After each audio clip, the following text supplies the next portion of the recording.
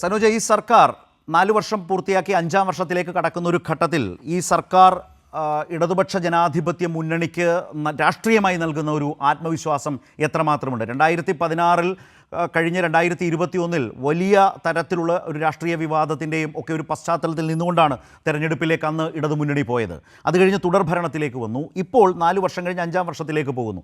ഇടതുപക്ഷ ജനാധിപത്യ മുന്നണിക്ക് ഈ സർക്കാർ നൽകുന്ന ആത്മവിശ്വാസം എത്രമാത്രമുണ്ട്? ഇടതുപക്ഷ ജനാധിപത്യ മുന്നണിക്ക് മാത്രമല്ല, കേരളത്തിനാകെ ഈ ഗവൺമെൻറ് വലിയ ആത്മവിശ്വാസം തന്നെയാണ് പകർന്നു നൽകുന്നത്.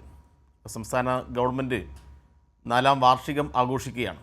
4-ാം വാർഷികം എന്ന് പറയുമ്പോൾ തുടർഭരണത്തിൻ്റെ 9-ാം വർഷം കൂടി ആഘോഷിക്കുകയാണ്. അതിലിപ്പം പ്രധാനമായിട്ടും 1957-ൽ ലോകത്തിന് തന്നെ അത്ഭുതമായിട്ടുള്ള നിലയിലാണ് നമ്മുടെ കേരളത്തിൽ ഒരു കമ്മ്യൂണിസ്റ്റ് പാർട്ടി അധികാരത്തിൽ വരുന്നത്. അപ്പോൾ കമ്മ്യൂണിസ്റ്റ് പാർട്ടി അധികാരത്തിൽ വന്നാൽ ആ പരിമിതികൾക്ക് അകത്ത് നിന്നുകൊണ്ട് എന്തൊക്കെ കാര്യങ്ങൾ ചെയ്യാൻ വേണ്ടി കഴിയും എന്നതിന് ലോകത്തിന് തന്നെ ഒരു മാതൃക തീർത്തുകൊണ്ടാണ് ഒന്നാമത് EMS ഗവൺമെൻറ് ഇടതുപക്ഷ ഭരണത്തിൻ്റെ ഒരു ബദൽ ഇവിടെ അവതരിപ്പിച്ചത്. അതിനെ തുടർന്ന് വ്യത്യസ്തങ്ങളായ ഘട്ടത്തിൽ നമുക്ക് അധികാരം കിട്ടിയ സന്ദർഭത്തിലെല്ലാം ജനങ്ങളെ ചേർത്ത് പിടിച്ചുകൊണ്ട് ജനങ്ങൾക്ക് വേണ്ടിയിട്ടുള്ള വികസന പ്രവർത്തനങ്ങൾ ഈ മുതലാളിത്ത സാമൂഹ്യ വ്യവസ്ഥക്കകത്തു നിന്നുകൊണ്ട് എങ്ങനെ നടപ്പാക്കാം എന്നതാണ് ഇടതുപക്ഷ ജനാധിപത്യ മുന്നണി ഈ നാട്ടിന് കാണിച്ചു കൊടുത്തത്. ഇപ്പോഴിത് 4-ാം വർഷത്തിലേക്ക് കടക്കുന്ന സന്ദർഭത്തിൽ കൂടുതൽ ഒരു കാര്യം മനസ്സിലാക്കേണ്ടത്, 9 വർഷത്തിലേക്ക് പോകുന്ന സന്ദർഭത്തിൽ ജനങ്ങൾക്കിടയിൽ നിന്ന് ആവേശകരമായ, ഇന്നലകളിൽ ഇടതുപക്ഷ രാഷ്ട്രീയത്തെ പിന്തുണക്കാത്ത ആളുകൾ പോലും ഇടതുപക്ഷത്തിൻ്റെ ഈ വികസന പ്രവർത്തനത്തെ, ഇടതുപക്ഷം എങ്ങനെയാണ് ഒരു പ്രതിസന്ധി കാലത്തെ അഭിസംബോധന ചെയ്തുകൊണ്ടിരിക്കുന്നത്, ഓരോ പ്രതിസന്ധി ഉണ്ടാവുന്ന സന്ദർഭത്തിലും ആ പ്രതിസന്ധിയെല്ലാം എങ്ങനെ അഭിസംബോധന ചെയ്ത് മുന്നോട്ട് പോകുന്നു എന്നത് വളരെ പ്രതീക്ഷയോടുകൂടി, വളരെ അഭിമാനത്തോടു കൂടിയിട്ടാണ് ഈ കേരളത്തിൻ്റെ ഈ മുന്നേറ്റത്തെ ഇവർ എല്ലാ വിഭാഗം ആളുകളും നോക്കിക്കാണുന്നത്. അതുകൊണ്ട് എതിർപ്പുകൾ കാര്യമായ നിലയിൽ പ്രതിപക്ഷത്തിന് ഉന്നയിക്കാൻ വേണ്ടി കഴിയുന്നില്ല. പ്രതിപക്ഷം എന്ന് പറഞ്ഞാൽ ഇപ്പോൾ ഒരുപാട് കാര്യങ്ങളിങ്ങനെ എതിർപ്പിൻ്റെ രൂപത്തിലൊക്കെ അവതരിപ്പിക്കുന്നുണ്ടെങ്കിലും അതൊന്നും ജനങ്ങൾക്കിടയിൽ വിശ്വാസമുണ്ടാക്കാനോ ജനങ്ങളെ ഇടതുപക്ഷ ഗവൺമെൻറ്റിനെതിരായി എന്തെങ്കിലും തരത്തിൽ അണിനിരത്താനോ കഴിയുന്നില്ല എന്നാണ് നമുക്ക് കാണാൻ വേണ്ടി കഴിയുക. സാധാരണ നിലയിൽ ഒരു ഗവൺമെൻറ് ഇത്രയും വർഷം തുടർച്ചയായി ഭരിക്കുമ്പോഴുണ്ടാവുന്ന സ്വാഭാവികമായിട്ടുള്ള ചില പ്രയാസങ്ങളും പ്രശ്നങ്ങളൊക്കെ ഉണ്ടാവും. പക്ഷേ ഇവിടെ അത്തരം കാര്യങ്ങൾ പോലും ചൂണ്ടിക്കാണിക്കാൻ കഴിയാത്ത രൂപത്തിൽ ഈ പ്രതിസന്ധികളെല്ലാം അഡ്രസ്സ് ചെയ്യാൻ, ഈ പ്രശ്നങ്ങളെല്ലാം അഡ്രസ്സ് ചെയ്യാൻ ഗവൺമെൻറ് കഴിയുന്നു എന്നുള്ളതാണ് ഏറ്റവും പ്രധാനപ്പെട്ട കാര്യം.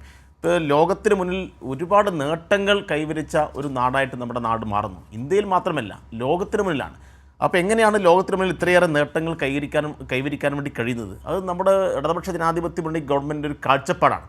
ആ കാഴ്ചപ്പാട് ജനങ്ങൾ തിരഞ്ഞെടുത്ത ജനങ്ങളുടെ വിശ്വാസ്യത അത് സംരക്ഷിച്ചുകൊണ്ട് ശക്തമായി മുന്നോട്ട് കൊണ്ടുപോകാൻ കഴിയുന്നുണ്ട്. ഇപ്പോൾ നീതി ആയോഗിൻ്റെ സുസ്ഥിര വികസന സൂചികയിൽ നമ്മുടെ സംസ്ഥാന ഗവൺമെൻറ്, നമ്മുടെ കേരളം 1-ാം സ്ഥാനത്ത് എത്തി നിൽക്കുകയാണ്. ഇപ്പോൾ ദേശീയ തലത്തിൽ ശിശുമരണ നിരക്കുകൾ നോക്കിക്കഴിഞ്ഞാൽ വളരെ അഭിമാനകരമായിട്ടുള്ള നേട്ടത്തിൽ നമ്മളുണ്ട്. ലോകത്തിലെ വൻകിട മുതലാളിത്ത രാജ്യങ്ങളുടെ ജീവിതാവസ്ഥയോട് കിടപിടിക്കാൻ വേണ്ടി കഴിയുന്ന, അതിനേക്കാൾ മെച്ചപ്പെട്ട ജീവിത സൗകര്യങ്ങൾ പ്രദാനം ചെയ്യാൻ വേണ്ടി കഴിയുന്ന ഒരു നിലയിലേക്ക് നമ്മുടെ നാട് മാറിയിട്ടുണ്ട്.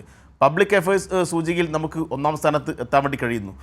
കേന്ദ്ര വിദ്യാഭ്യാസ മന്ത്രാലയത്തിൻ്റെ ശ്രേഷ്ഠതാ സൂചികയിൽ നമുക്ക് നമ്മുടെ സംസ്ഥാനത്തിന് 1-ാം സ്ഥാനത്ത് എത്താൻ വേണ്ടി കഴിയുന്നു.